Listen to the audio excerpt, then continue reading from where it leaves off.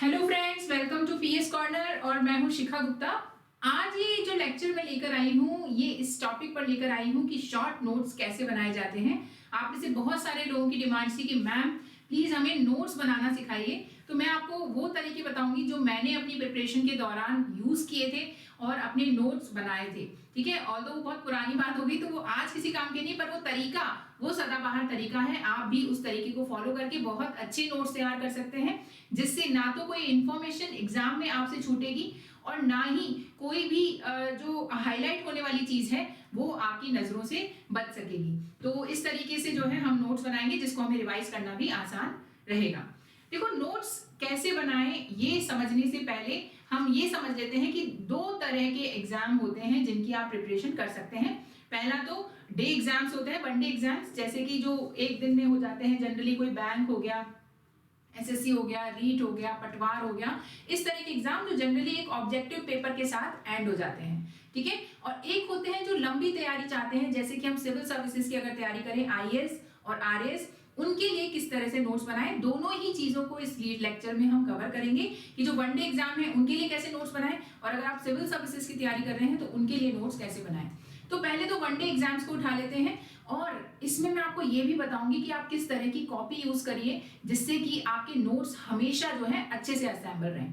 देखो, one day exam की अगर आप तैयारी कर रहे हैं, रीट, पटवार, बैंक, एसएससी या इस तरह के किसी भी एग्जाम की, तो सबसे पहले तो जो चीज आपको पता होनी चाहिए वो है सिलेबस, कि आपके सिलेबस में क्या है। तो जब भी आप पढ़ाई शुरू करें, उस एग्जाम की तैयारी शुरू करें, उससे पहले आपको पूरा जो सिलेबस है वो अच्छे से याद होना चाहिए। सबसे पहली चीज, ये बहुत इंपॉर्टेंट चीज है कि सिलेबस में क्या क्या है ये आपको पता होना चाहिए।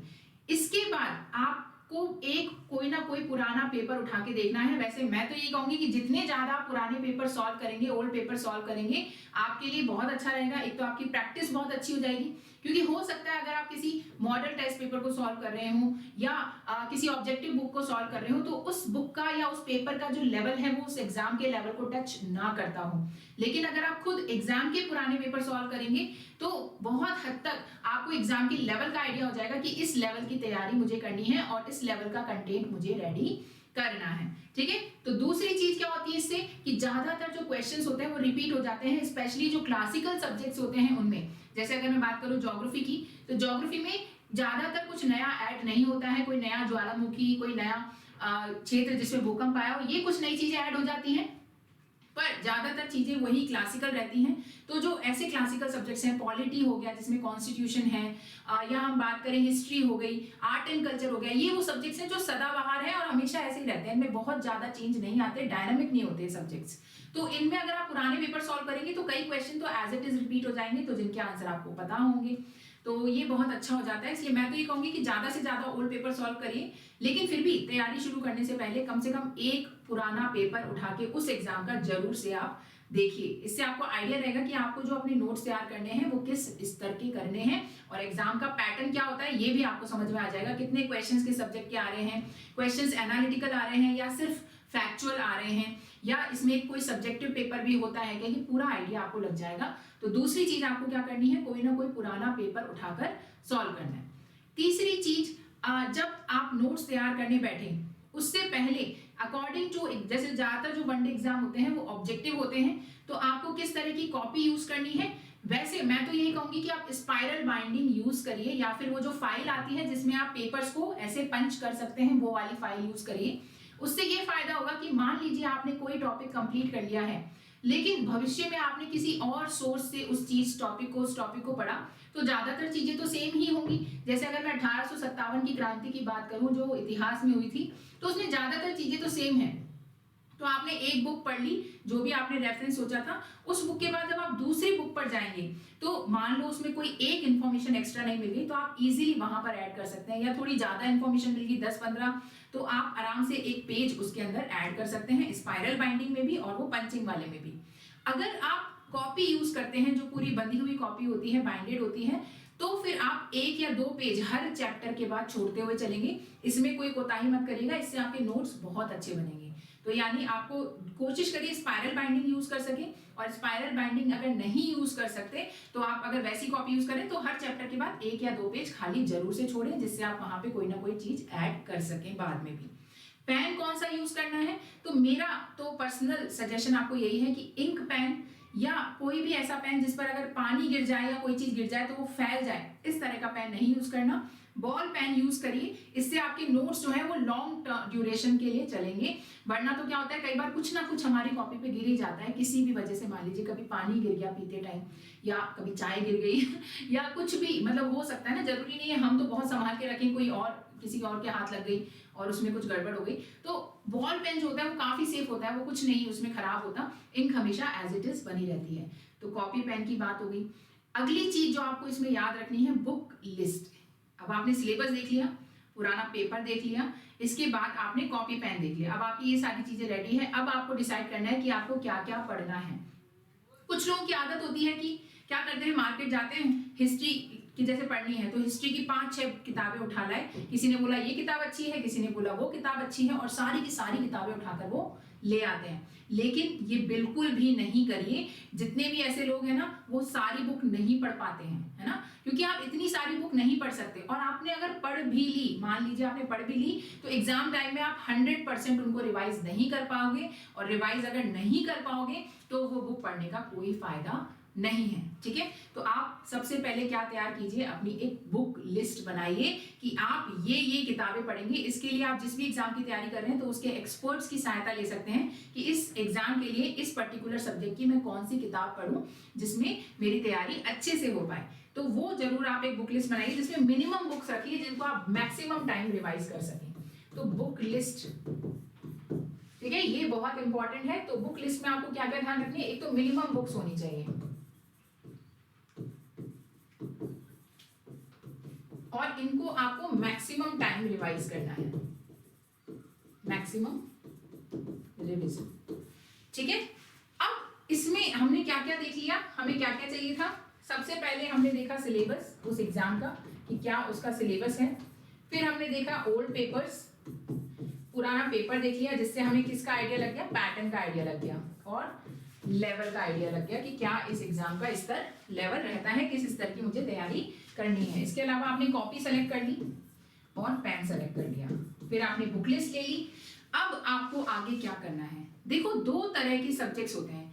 2 तरह के सब्जेक्ट कैसे, एक तो ऐसे सब्जेक्ट होते हैं जो बहुत ही फैक्चुअल होते हैं। जैसे अगर मैं बात करूं साइंस की, साइंस एक ऐसा सब्जेक्ट है जिसमें काफी सारे फैक्ट्स आपको देखने को मिलेंगे। जैसे कि अगर मान लीजिए आप लेंस पढ़ रहे हैं तो उत्तर लेंस, अवसर लेंस, इसमें आपको बहुत ज्यादा कॉन्सेप्चुअल लेवल पे पढ़ने की जरूरत नहीं होती। किसी भी एग्जाम में, कॉम्पिटिटिव एग्जाम में जनरली साइंस बहुत एनालिटिकल लेवल की नहीं पूछी जाती, बहुत ही नॉर्मल से फैक्चुअल लेवल की पूछी जाती है। तो ऐसा अगर कोई सब्जेक्ट है तो उसके लिए तो आप प्रॉपर कॉपी जो है वो बनाइए और उसके अंदर लिखते जाइए फटाफट क्विक फैक्ट्स जो हैं। और फैक्ट्स लिखते टाइम आपको सबसे पहले क्या याद रखना है, आपको पूरी लाइन नहीं लिखनी।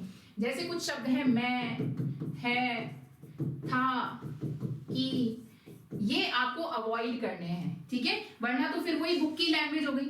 नोट्स हमेशा आपकी खुद की लैंग्वेज में होने चाहिए और शॉर्ट होने चाहिए। आपको इस तरह के शब्द जिनका वहां पे कोई यूज नहीं है, ये सब कनेक्टर्स हैं, इनकी हमें कोई जरूरत नहीं है, तो आपके शॉर्ट नोट्स में आप इनको नहीं लिखिए।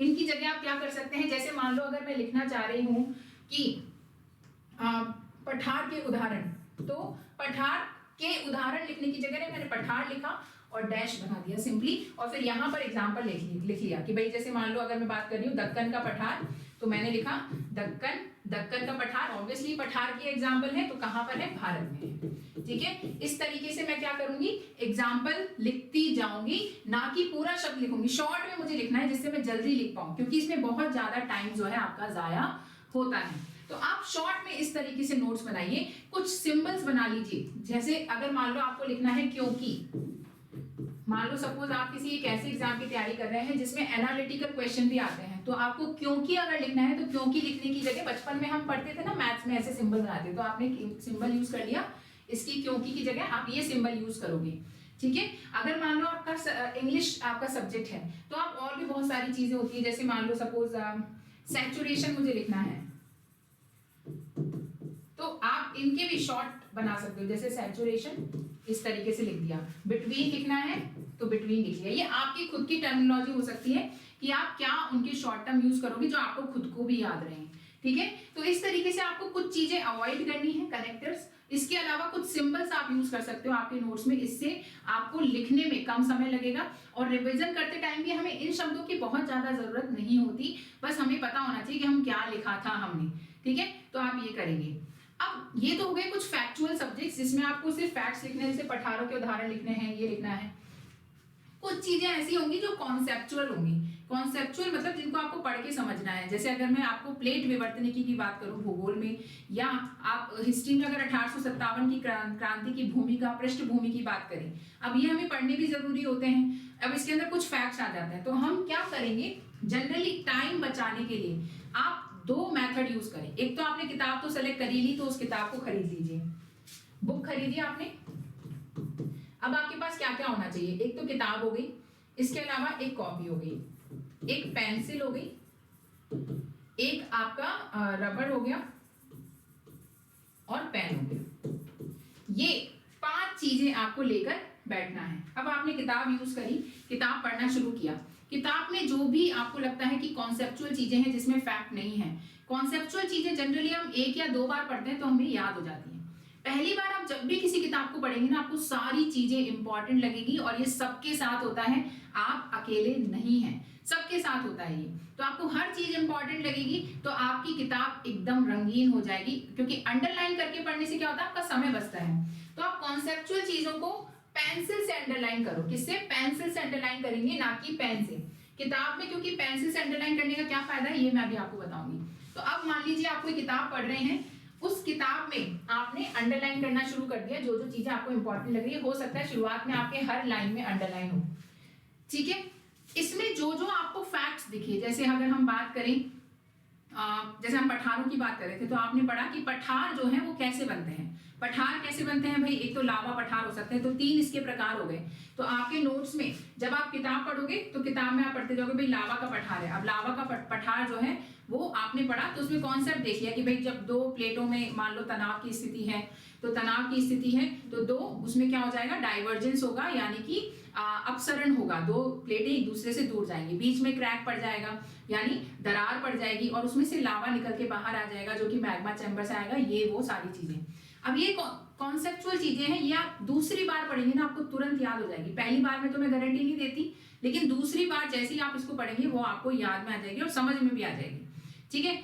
अब आपने इसमें ये सारी चीजें तो कॉन्सेप्चुअल हो गई, तो इसको तो आप सीधे किताब से पढ़िए, और किताब में आपको जो जो चीजें इसमें इंपॉर्टेंट लग रही है कि भाई ये मुझे लगता है कि अंडरलाइन करनी चाहिए, वो लाइन आपने अंडरलाइन कर ली। क्योंकि किताबों में कुछ अननेसेसरी की लाइंस भी होती हैं जो हमें नहीं जरूरत होती, जिनकी कि अब आगे वाले चैप्टर, अब आगे वाले लाइन पैराग्राफ में हम आपको पठार के बारे में बताएंगे, तो अब ये लाइन की हमें जरूरत नहीं है, तो आप इसको इग्नोर कर सकते हैं। ऐसी ज्यादातर चीजों को आप अंडरलाइन कर लीजिए।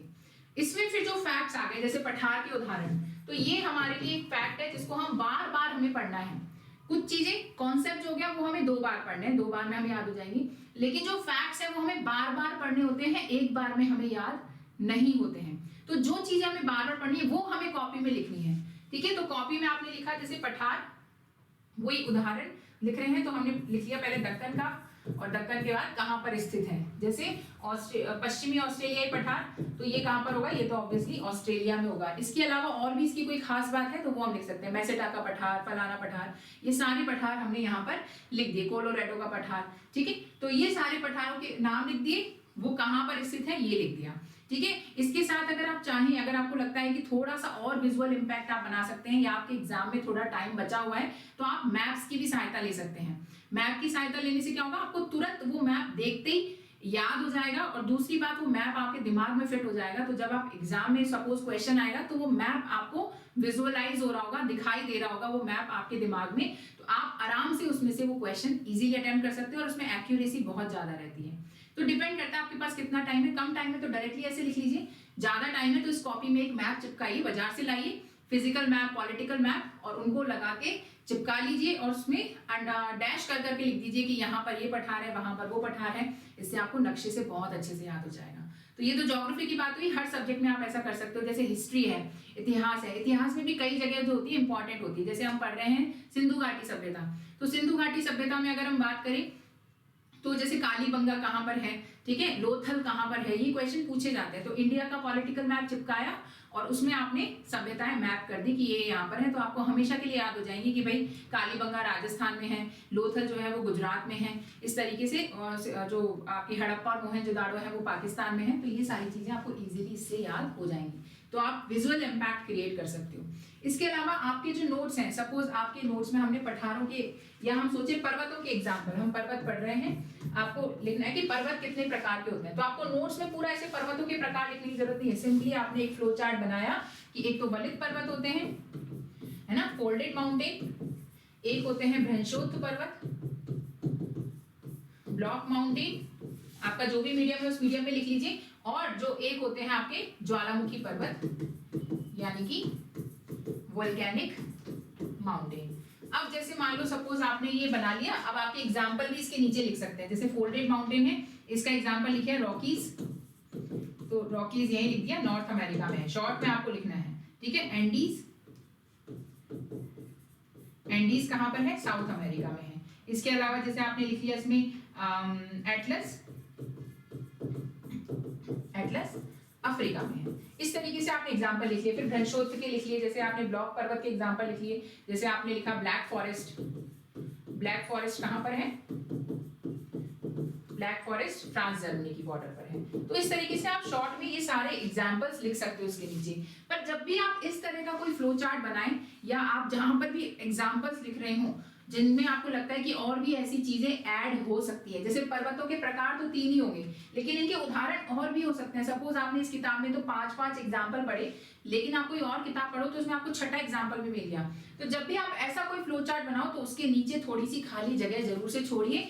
और अगर मान लो वो पेज भर चुका है तो आप, अगर स्पाइरल कॉपी है तब तो कोई दिक्कत ही नहीं है। स्पाइरल कॉपी में तो आप क्या करोगे, सीधे से एक पेज ऐड कर दोगे।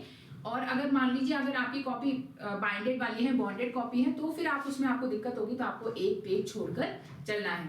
इसलिए इन चीजों को अगर हम नक्शे पे बनाते हैं ना तो दिक्कत नहीं होती, नक्शे में तो हम चीजें ऐड भी और कर सकते हैं। तो इसलिए जो है आप इस तरीके से नोट्स को अपने शॉर्ट बना सकते हैं। तो अगर आप वनडे एग्जाम की तैयारी कर रहे हैं तो इस तरीके से अपने शॉर्ट नोट्स बनाइए। कॉपी ले ली, पेन ले लिया, और एक हमने ले लिया था बुक। अब 3 चीजों का तो यूज हमें समझ में आ गया, बुक का, कॉपी का और पेन का।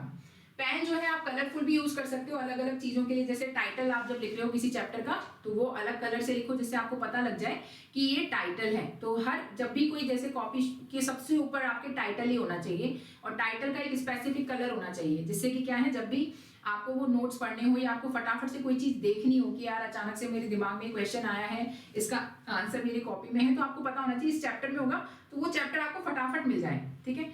दूसरा जो है, आप अंदर के लिए, मेन बॉडी के लिए अलग पेन यूज कर सकते हो, और जो भी चीज आपको हाईलाइट करनी है उसके लिए आप रेड पेन या ग्रीन पेन, इस तरह का कोई अलग पेन यूज कर सकते हो, ठीक है। तो कलरफुल पेन यूज करने से आपकी जो नोट्स होते हैं वो और ज्यादा हाईलाइट हो जाते हैं और ज्यादा अच्छे से मेमोरेबल हो जाते हैं, ठीक है। अब आप सोचोगे कि मैम रबर का और पेंसिल का, पेंसिल का यूज हमें बुक में पता चल गया कि बुक पढ़ते टाइम पेंसिल से अंडरलाइन करनी है, अब रबर का क्या यूज है। भाई जो आपके नोट्स है ना वो तो वैसे ही शॉर्ट है, उसमें तो आपको ज्यादा अंडरलाइन करने की जरूरत नहीं पड़ेगी।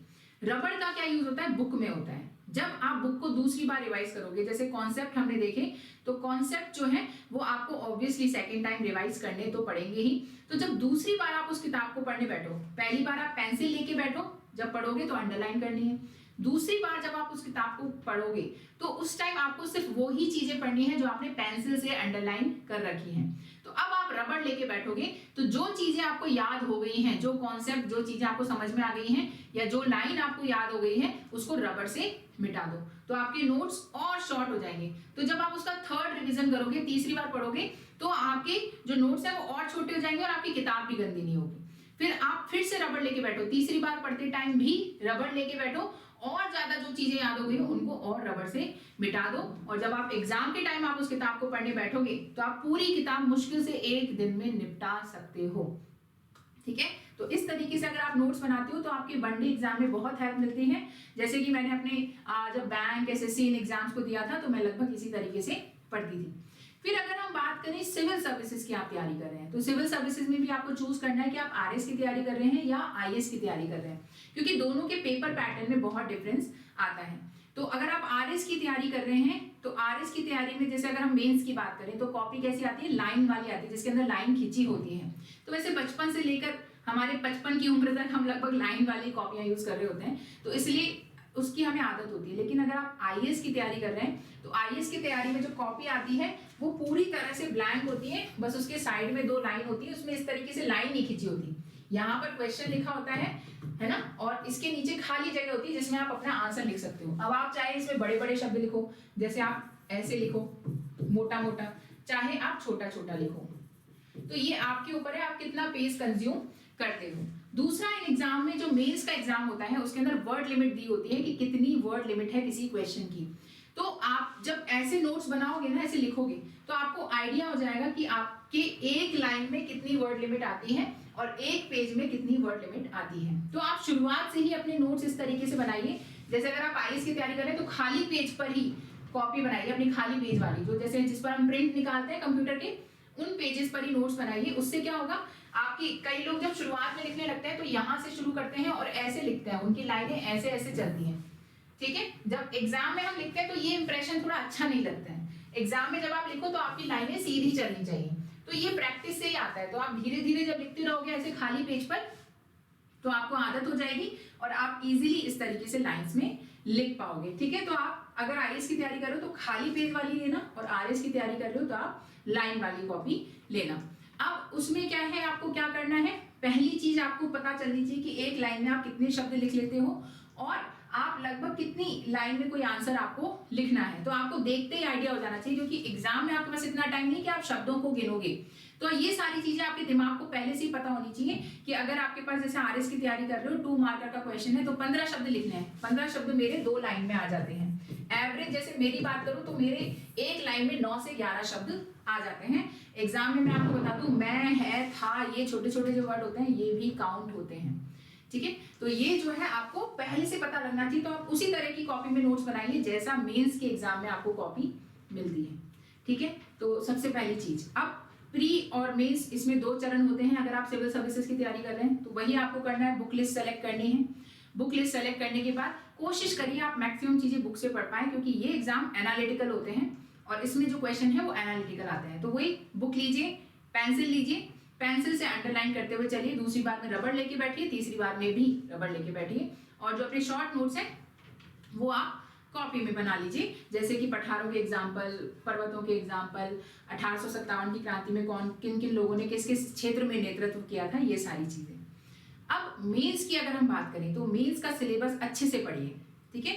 अब जब आप नोट्स बनाएंगे, स्पेशली करंट अफेयर्स के नोट्स, इनमें बहुत ज्यादा इंपॉर्टेंट रहते हैं। तो आप डेली बेसिस पे जहां से भी करंट अफेयर पढ़ रहे हैं, आप कोई न्यूज़पेपर पढ़ रहे हैं, आप किसी साइट को फॉलो कर रहे हैं, तो करंट अफेयर्स के नोट्स जरूर से बनाइए, क्योंकि अगर आप करंट अफेयर्स के नोट्स नहीं बनाएंगे तो क्या होगा कि आप उसको रिवाइज नहीं कर पाएंगे, क्योंकि हम पूरी की पूरी किताब तो रिवाइज नहीं कर सकते। आप मैगजीन तो पढ़ लेंगे पर मैगजीन को रिवाइज करना बहुत मुश्किल होता है, ऊपर से वो सारी चीजें कंपाइल नहीं हो पाएंगी। सपोज मान लीजिए अगर आप मैगजीन पढ़ते हैं तो जनवरी की मैगजीन में कोई खबर है, फरवरी की मैगजीन में भी सेम खबर है और उसकी आगे की खबर है, तो अब वो चीजें आप लिंक नहीं कर पाओगे। अगर आप करंट अफेयर्स के नोट्स बनाओगे ना तो वो चीजें आप लिंक भी कर पाओगे।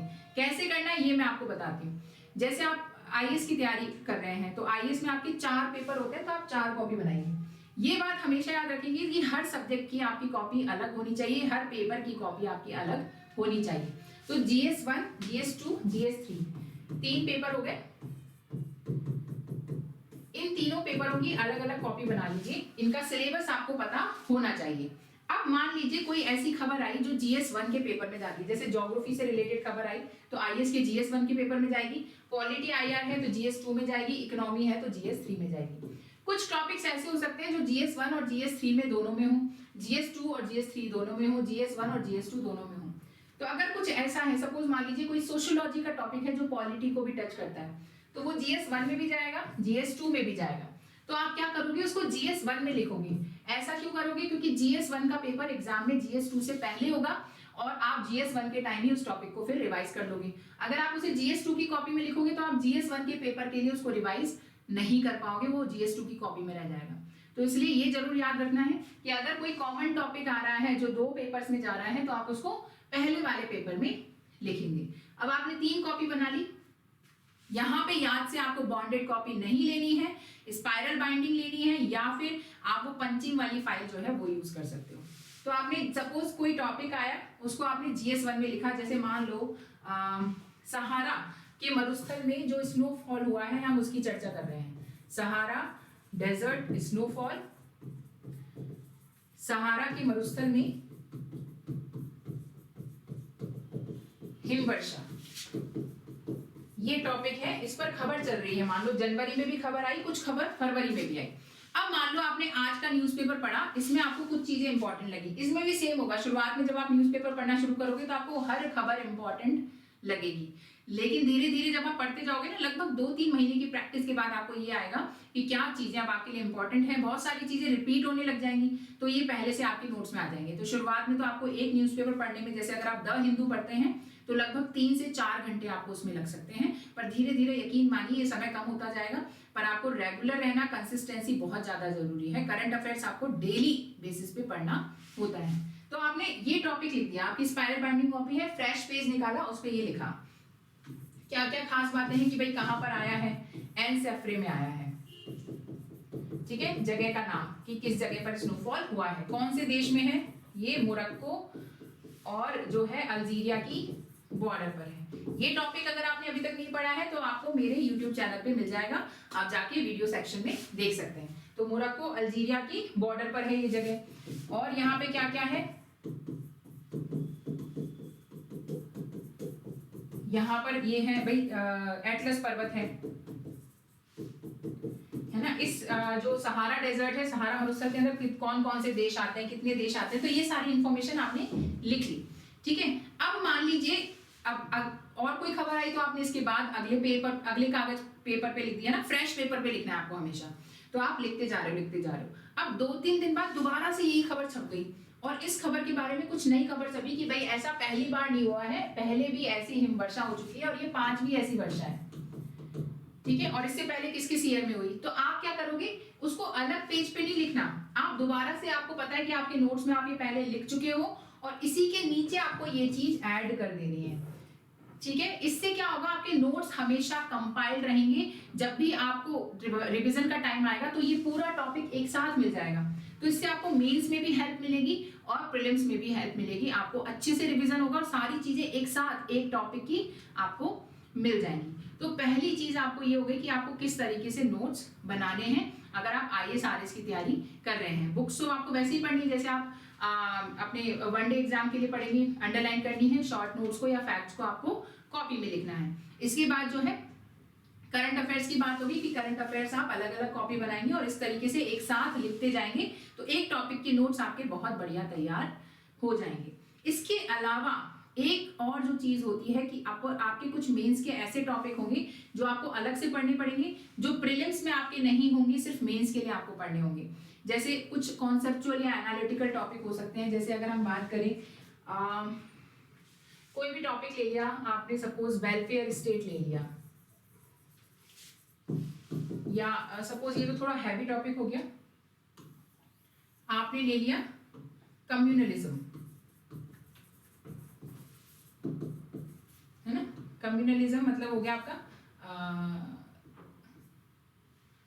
इसको हिंदी में क्या बोलेंगे, या कास्टिज्म ले लेते हैं, चलो जातिवाद, सिंपल सा टॉपिक है जातिवाद, ये टॉपिक आ गया। मान लो सोशियोलॉजी में है, थोड़ा बहुत हिस्ट्री में भी इसको टच हो जाएगा, पॉलिटी में भी टच हो जाएगा, ठीक है। तो आपने GS1 की कॉपी में लिखना शुरू किया, मेंस का टॉपिक है ये। अब कास्टिज्म आप लिख रहे हो तो अब ये टॉपिक ऐसा है, कुछ तो करंट अफेयर्स की चीजें हो जाएंगी आपके पास इसमें।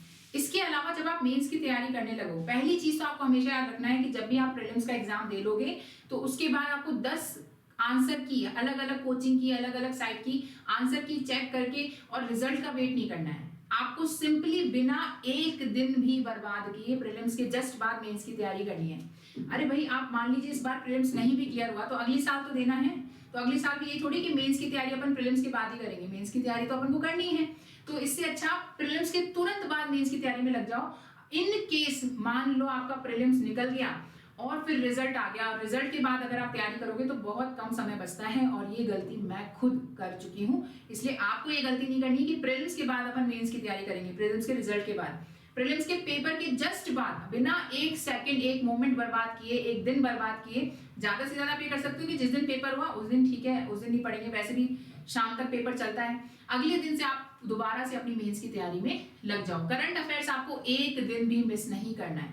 करंट अफेयर्स को आप जिस दिन आपका एग्जाम है उस दिन का भी पढ़ के जाओगे प्रीलिम्स के टाइम, ठीक है। अब आपने कास्टिज्म यानी कि जातिवाद टॉपिक है, तो आपने मेंस की तैयारी शुरू कर दी, कुछ चीजें तो आपकी करंट अफेयर्स में ऐड हो जाएंगी। अब आपने जो सब्जेक्ट की कॉपी बना रखी होगी, जैसे आपने सोशियोलॉजी की कॉपी है आपकी, तो उसमें सिलेबस के टॉपिक्स लिख लीजिए, हर एक कॉपी बनाइए, एक पेज पर एक टॉपिक लिख लीजिए। जैसे कास्टिज्म हो गया, अगले पेज पर आपने कम्युनलिज्म, अलग अलग आपने टॉपिक लिख लिए। अब इस टॉपिक पर आपके पास कम से कम 3 से 4 फैक्ट होने चाहिए, रेडी फैक्ट, जिनको आपको एग्जाम में यूज करना ही है, चाहे वो क्वेश्चन कुछ भी आए, पर उस फैक्ट को आप किसी भी तरीके से इस तरह से डिजाइन कर लेना कि वो आप उस आंसर में लिख पाओ। फैक्ट्स का एक अलग वेटेज होता है एग्जाम में, और जब तक आप फैक्ट्स नहीं लिखोगे आंसर में दम नहीं आता, तो आपको फैक्ट्स लिखने हैं, ठीक है। तो आपको हर एक टॉपिक के 3-4 फैक्ट तैयार होने चाहिए आपके, कि उससे रिलेटेड, जैसे क्वेश्चन में आपको ये शब्द दिखा तो आपके आंसर्स में फैक्ट रेडी हैं, आपको सिर्फ ये फैक्ट उसमें यूज करने हैं। तो 3 से 4 फैक्ट आपको लिखने हैं हर एक टॉपिक के नीचे।